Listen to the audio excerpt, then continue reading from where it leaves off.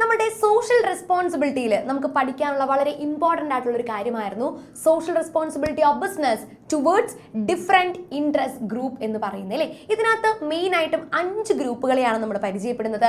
The first one is customers. Customers ആണ് നമ്മളുടെ എല്ലാം. അപ്പോൾ വരുന്ന കസ്റ്റമേഴ്സിന് മിതമായ രീതിയിൽ നമ്മൾ പ്രൈസ് കൃത്യമായിട്ട് കൊടുക്കുന്നു, അതേപോലെ തന്നെ അവരോട് അൺഫെയർ ട്രേഡ് പ്രാക്ടീസ് ഒന്നും കാണിക്കാതെ നല്ല രീതിയിൽ തന്നെ അവർ ട്രീറ്റ് ചെയ്യുക എന്നുള്ളതാണ്.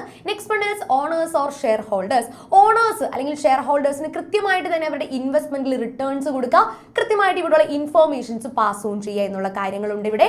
അതിനുശേഷം ഗവൺമെന്റ് നമ്മൾ സ്ഥിതി ചെയ്യുന്ന ആ ഒരു സ്ഥലത്തെ ഗവൺമെന്റിനോട് നമ്മൾ കൃത്യമായിട്ട് റെസ്പോൺസിബിൾ ആയിരിക്കണം. ദാറ്റ് മീൻസ് ടാക്സസ് പേ ചെയ്യുന്നു, അതേപോലെ തന്നെ ഗവൺമെന്റ് ഇറക്കിയിരിക്കുന്ന നിയമപ്രകാരം ബിസിനസ് കണ്ടക്ട് ചെയ്യുക. അടുത്തതാണ് എംപ്ലോയീസ്. എംപ്ലോയീസിനാണെങ്കിൽ നമുക്ക് എംപ്ലോയീസിന് വെൽഫെയർ സ്കീംസ് പ്രൊവൈഡ് ചെയ്യുക, അവർക്ക് നല്ലൊരു വർക്കിംഗ് കണ്ടീഷൻ, നല്ലൊരു അറ്റ്മോസ്ഫിയർ ഒരുക്കി കൊടുക്കുക എന്നുള്ള കാര്യങ്ങൾ നമുക്ക് പറയാം. പിന്നീടാണ് കമ്മ്യൂണിറ്റി അല്ലെങ്കിൽ സൊസൈറ്റി.